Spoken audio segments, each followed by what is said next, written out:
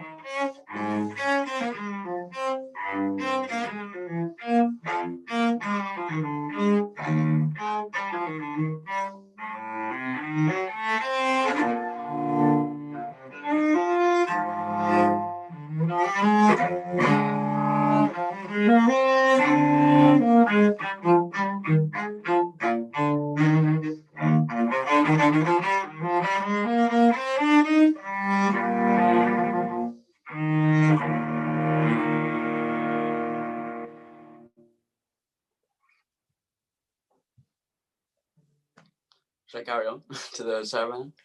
Or Thank you. Yeah. Would you like to? I don't mind either way. Why don't you play the saraband without the repeats? Okay, cool. I'll do that.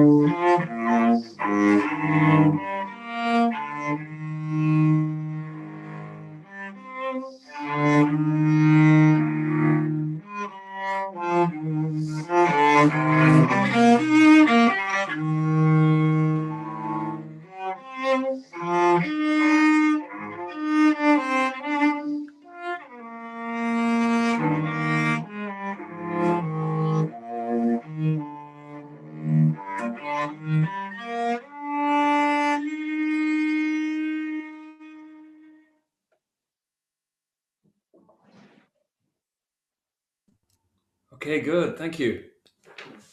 Have you worked on the whole suite? I have, yes, yeah. Except I'm sort of tackling the prelude at the moment. Yes, this is one of the most challenging, I think, because of the nature of the key. Yeah, very much so. There are less open strings to play with, and we're often having to, clamp down the hand to. Yeah. And there's lots of stretching and everything else. Right? Yeah, but you're doing fantastically. I feel like let's go back to the Quran, if you like. Mm.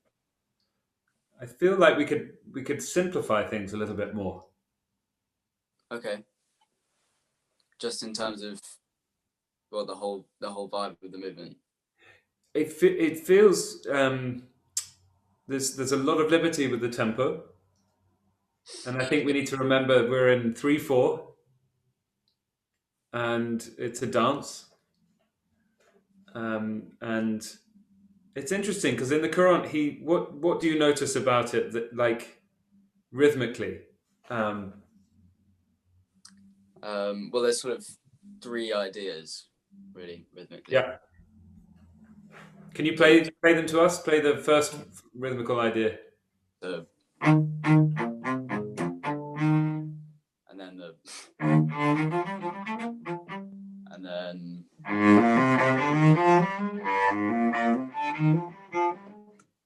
Fantastic, yeah. So it's very playful, isn't it? It's kind of It is. Bach in good spirits. Yeah. Okay, well let's go back and play a bit of the first half again. Cool. Let's just try and keep this. The kind of the feeling of the pulse in the back of your mind somewhere. Yeah. Okay.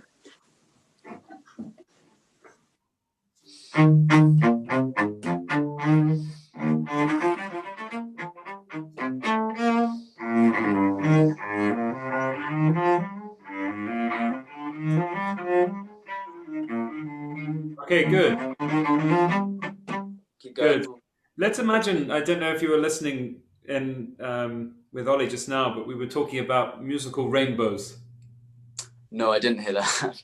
Yeah, it's a Casals thing. He would draw dotted lines over bars of phrases, so that he had a sense of the larger picture. In terms of phrases, just moving forwards. Or just to give a sense, for example, in measure 5 through to measure 8, you could imagine a nice dotted rainbow. Sorry, I don't have bar numbers. When you start the triplets. Yeah.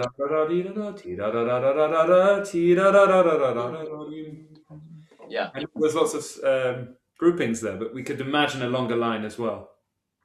Mm. Do you want to just try that?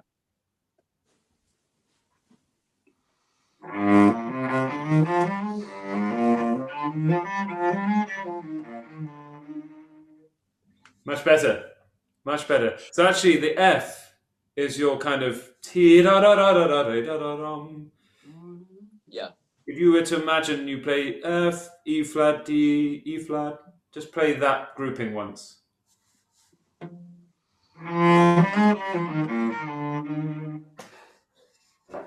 Yeah, I mean, even you could, just so that we kind of know where we are. Oh. Play this, yeah. And in tempo. Ti-da-da-dee.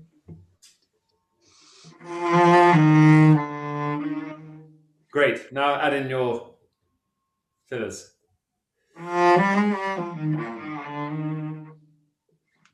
Good. You still have a bit of timing to the E flat. Sorry. You still had a bit of timing into the E flat. Can you just play it as simply as you dare? And with the separate, are you on a? You're on a down bow at the beginning, aren't you? Yeah. Good. Okay. So just trying. That's what I mean. I think by just trying to simplify in your mind. You could even try where you just play the first note of each grouping, or make up some sort of line through there, so that underneath your embellished notes or your sort of passing notes, you've got a framework. Yeah, I get that. Yeah. You want to just play a bass line for us, or something in those bars. Okay. But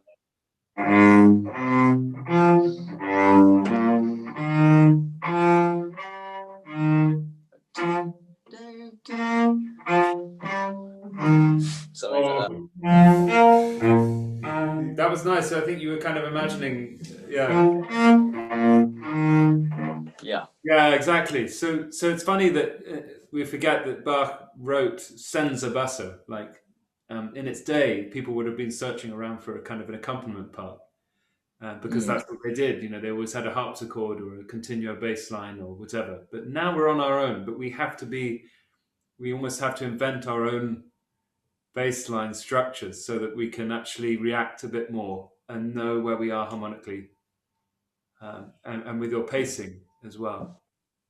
So yeah, I mean, have that in your mind whilst you're like, yeah. Definitely. Exactly. Yeah, exactly.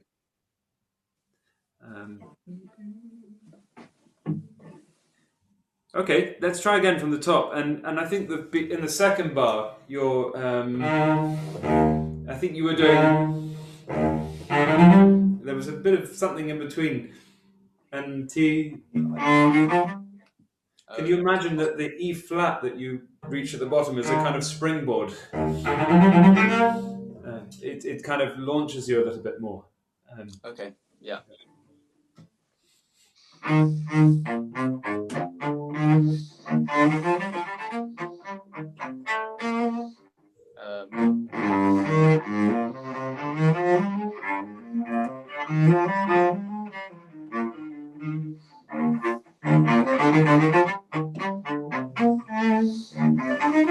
Sorry, I keep doing my burn.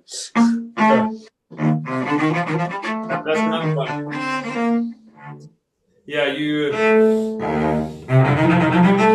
it's quite common, but I remember being influenced heavily to kind of imagine that it doesn't stop. Yeah, they're kind of connecting transition moments. Yeah. Okay. Yeah.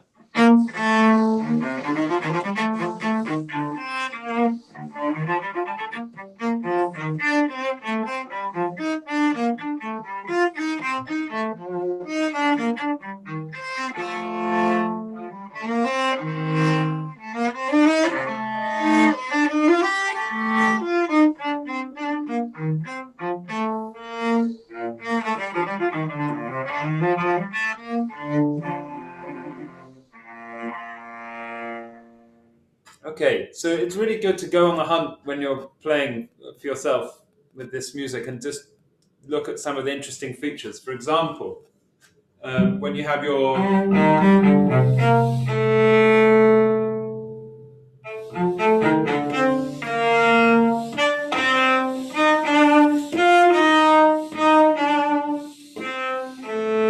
Can you just play that melody once where you play?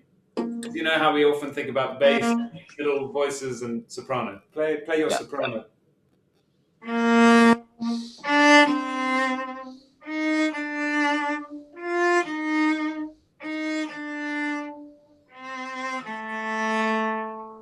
Okay, now play all the information, but keep your listening.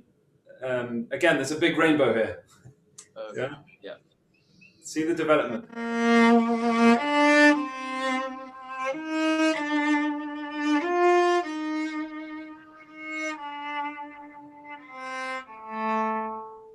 put in all the fillers now where you bump, but keep the soprano in your mind as you play.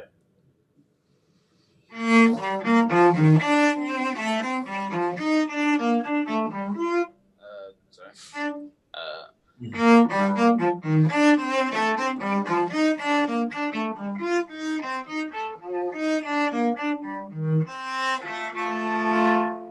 Okay, it's very good, but then you take time at the end, and then you wait on the tide note before you carry on. So let's try and take away the extra stuff, yeah. Okay. And keep your impulses. That's much better. I really feel the sense of the line that you're creating now. Try once again, and be careful with the timings. I mean, I know it's kind of the tension is coming down.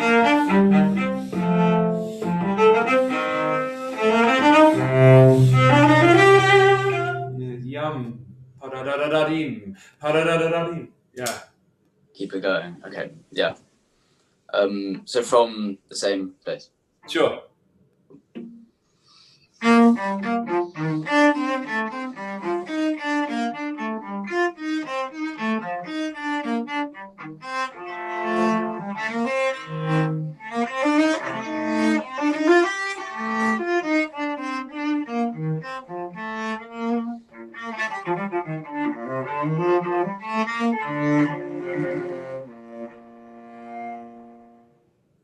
Can we hear more of the hemiola at the end?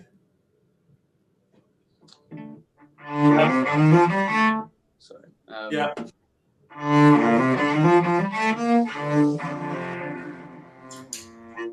Why so much time? I lose the rhythm. You take so much time. We lose the sense of rhythm. But that's the hemiola. So ti da da da da da da da da pum pum pum pum. Dun, dun, dun. Yeah.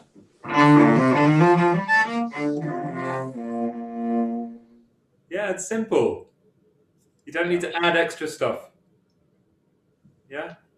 The character's really influenced by your sense of tempo and phrasing. Yeah. Yeah.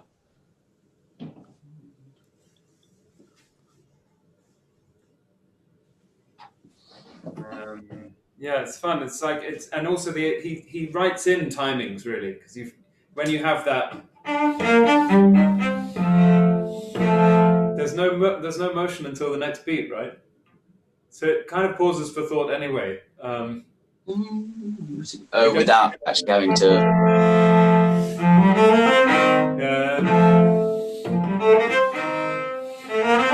Yeah. Yeah. Yeah. Use it less as a vessel and more of a just as it is.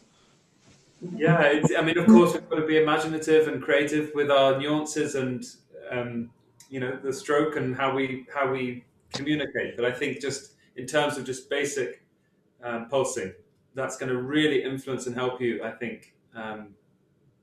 Yeah. Should we try a bit of the next half? Yeah. Cool.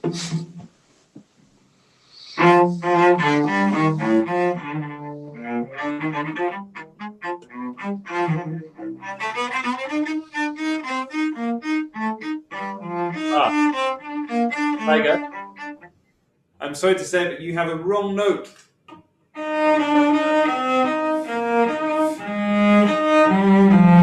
It's an A flat. Really? It's marked A natural in my copy. How strange. Well, I do apologise for that. Wow, there's a natural above which says E in one of the sources. Maybe they saw it as a natural, but if you listen,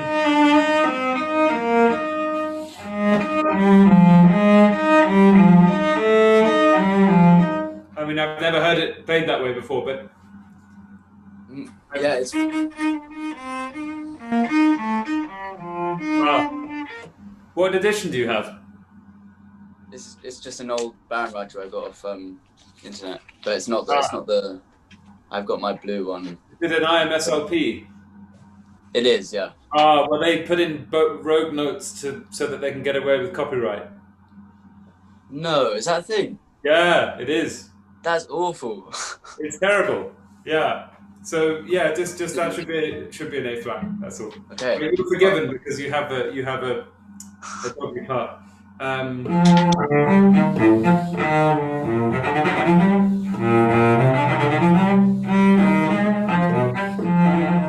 Maybe we could think a little bit about your bow stroke. I always think it's the fingers need to be quite active in the stroke.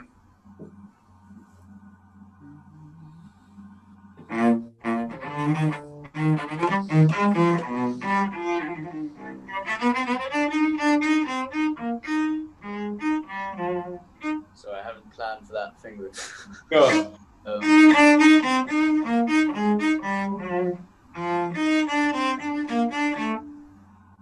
And A flat again. That as well, is that then? Yeah. Yep. So maybe if I give you some fingering options. Oh, you were coming across. You could come back to 4. And you've got it all under the hand.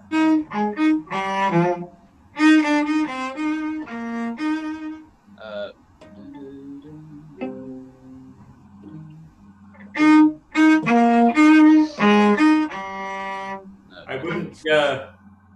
You don't want to jump the hand on a big whole step if you can avoid it. Yeah, I'd rather not. So you could do 2, 4, 4, 3, 1. Then you're under the hand.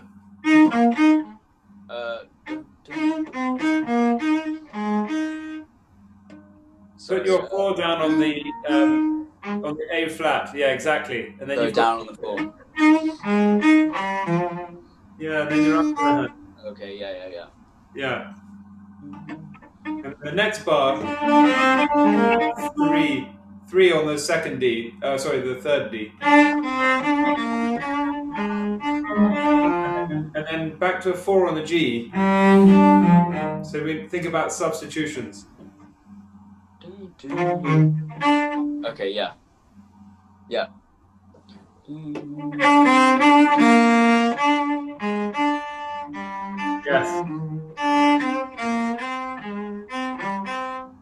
No.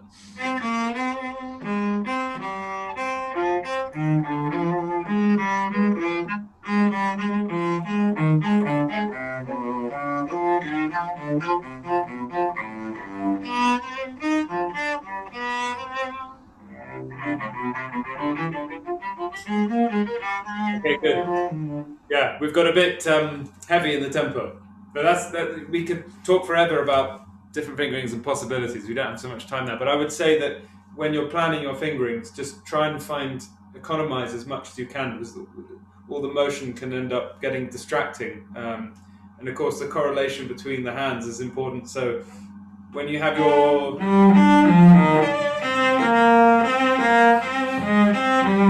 for example, here I would jump back to a 2. Yeah.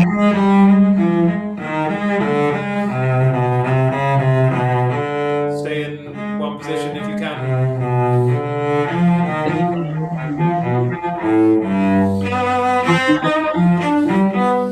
And then he kind of makes up his mind here. Oh, there's another substitution. 1, 4, 1, 3, 4, 1. Yeah. I know that phrase. Yes. We were talking about, okay. Yeah, when I was talking about the fingers, I was thinking that somehow the articulation, the speaking part of the stroke is in the fingers, and of course the pendulum arm, the swinging motion of the arm is helping to create the resonance. So you can think about the way that you're articulating. And of course, there's a big rainbow here with this sequence, falling sequence. Yeah. So we could feel all the way to measure 41 when you find it.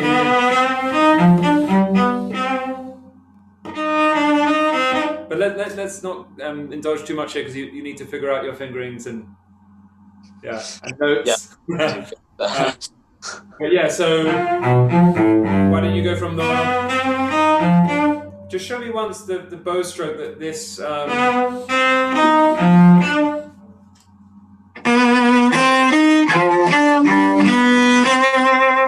Okay, so I feel that your up bow strokes should be recovery strokes rather than heavy bow strokes like the down bow. If you're going to do this bowing. Oh, okay.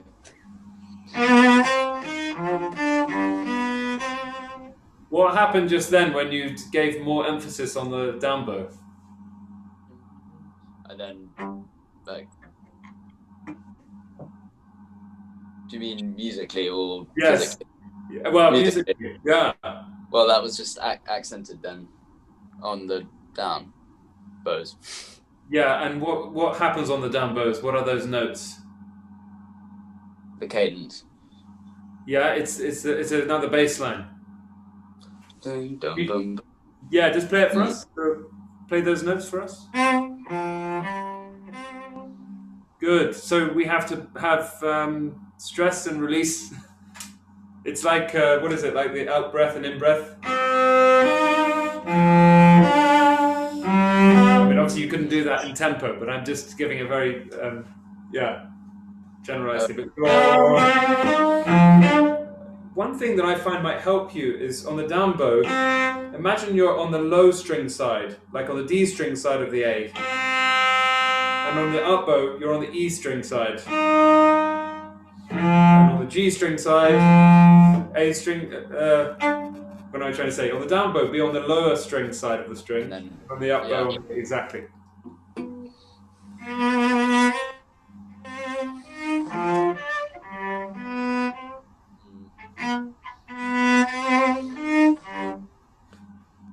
Maybe you're using too much bow. You need to be. I want to be under the hand where I feel comfortable, where the bow is gonna. It's a bit like elastic. You pull the elastic and then it releases back. And if you feel this almost a circular motion here, making a shape in the right arm. Yeah.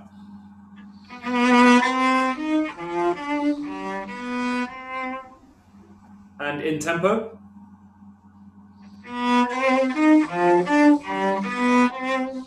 Good. And what about in terms of when you begin the note? If you feel a little bit more ping, like energy in the, is it the index finger? A little, well, somehow you can speak the notes and then let it resonate like bells.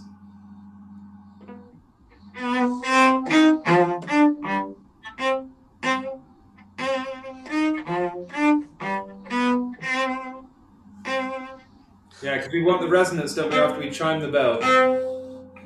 Can you hear the overtone continuing on, like your C overtone is ringing? Yeah, yeah. And exactly, you're drawing the sound out of the string, not going in the string.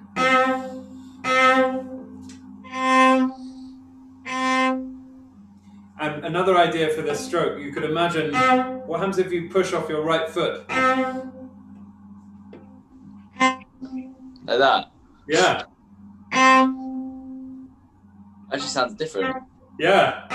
It's interesting, the feet are a big part of the sound. That's weird. You went with the bow that time. I mean, it's interesting because we need like opposing forces.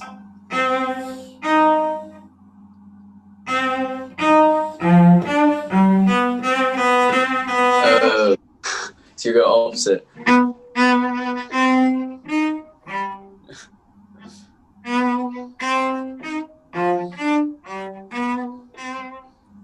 It's something to think about. Obviously, yeah. I mean, it's just that you feel your balance, your center, in your posture and your feet, and then with the contact with the string from the string. Actually, the energy is. And we were talking about fingers and arm, but actually, your whole body is kind of involved.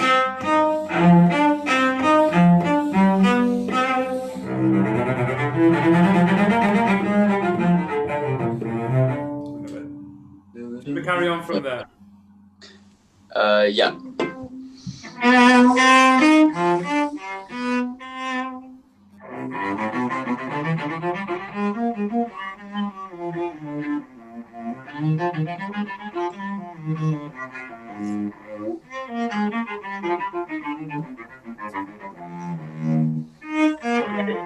Tiger, it's good. It's good. It's good. I'm. Let's not forget it's something for you to go away and think about. But your pulse, obviously, we've slowed things down a little bit. We're thinking about, there's a few things to kind of consider here, and I don't want to complicate the matter. Let's always remember that the simplicity that we're aiming for, profound simplicity, maybe. And I think, what was I thinking just then? Yeah, in terms of your motion, that be careful. The other day I got my students over here to put a book on their head. Oh, right. Yeah, I mean, we don't have to do it. You could try it now if you want to. I can see myself. Yeah. Have you got an appropriate book? Hang on, let me look.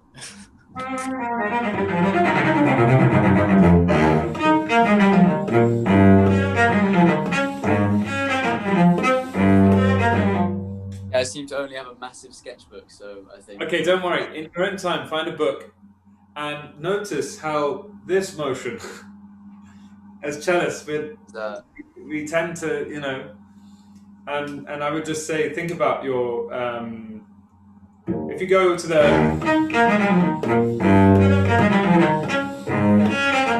It's not to make us too static, but just somehow, To be aware. Yes, aware, exactly. Of your... Yeah, no, I definitely will do that, actually. Balancing head, yes. It'd be fun, if not anything else. It's great fun, yeah. Cool. I actually feel like I do move quite a lot like that. Yeah, and actually maybe the sideways, what we're talking, the rocking motion sideways is good, but then we just need to think about the impact of using the motion of the head and how that's influencing, or not in a healthy way. How people like see you reacting to emotionally to the music, I mean, as well, that will affect it.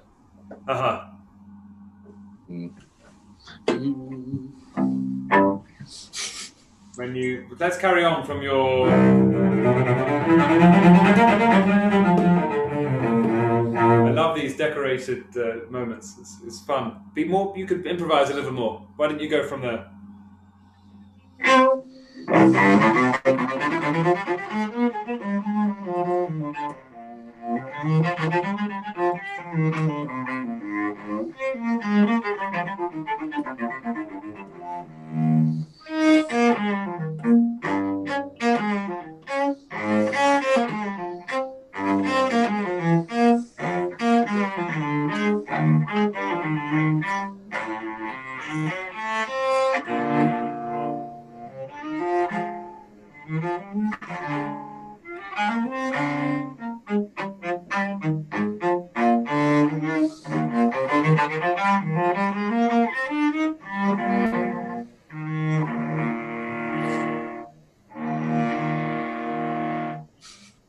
And you can let go of the B flat at the end, just so that we hear the E flat.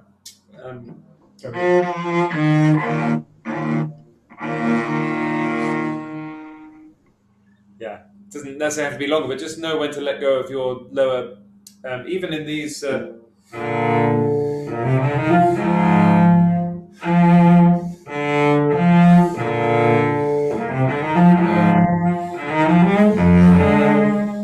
It's sort of Anna Biltmer, who I used to play for. He said, know when to let go of your lower neighbor or your lower family member.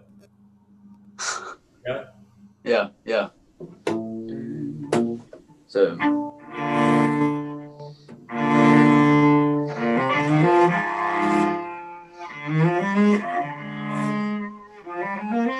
Okay, and tempo. Remember your tempo. Team. Yeah. Gets in done.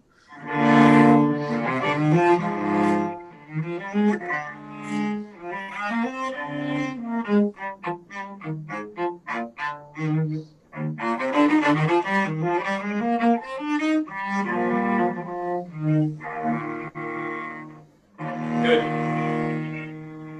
It's much better before. That really helps, I think, with your anticipation of moving on from the tight notes. You kind of give yourself a bit of a sense of the pulse so that you can react. by releasing the lower neighbor. That's good. Cool. Remember the bar when you have your. They're actually everywhere in here. Your stress and release.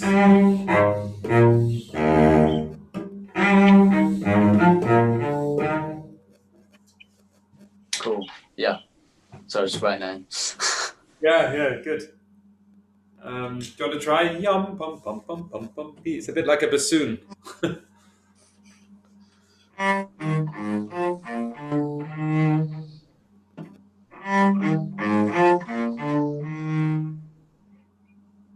You're getting it. Yeah, you can explore that in your. Yeah. I'll explore that. Yeah, we talked about which side of the string you're on, so that it helps for the up bow that you can release when you come over the string.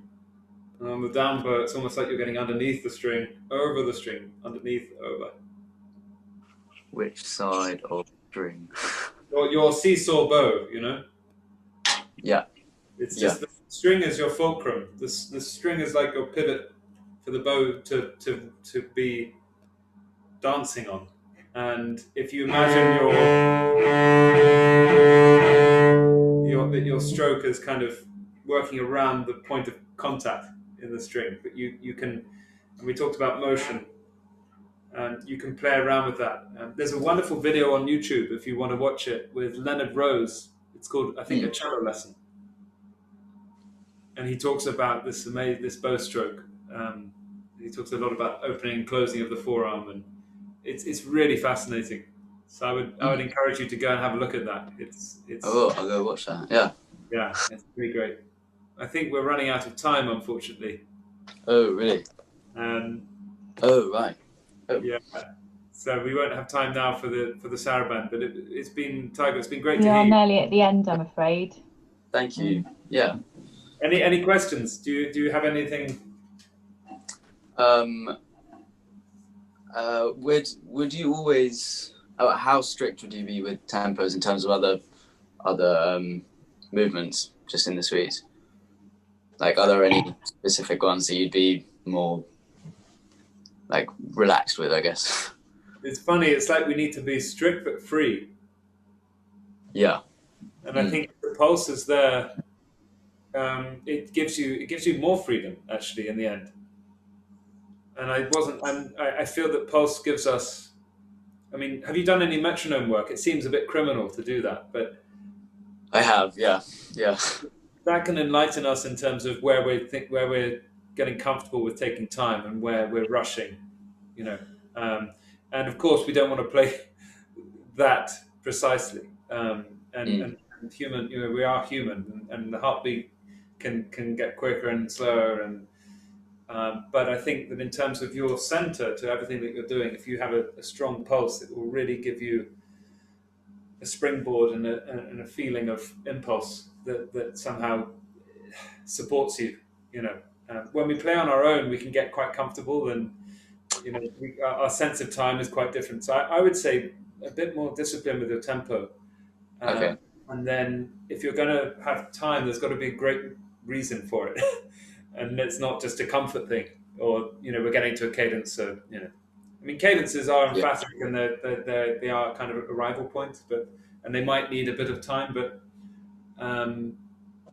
something to explore. Yeah, great. Even in the saraband, you know, because the saraband, it's a slow movement, but there's also got to be some sense of flow. Yeah, definitely. Yeah, definitely in the saraband as well. Yeah. So the rhythm of the dotted rhythm, T, P, yum. It's kind of drum-like, isn't it? Yum, ba-bum, ba-bee. Processional. But of course, you know what I mean. You could, yeah. Good. Great. Well, thank you. It's a pleasure. Great to hear you. Great to hear you. Lovely to meet you. Thank you. Pleasure. Well played, Tiger. Guy, I don't know whether you want to take a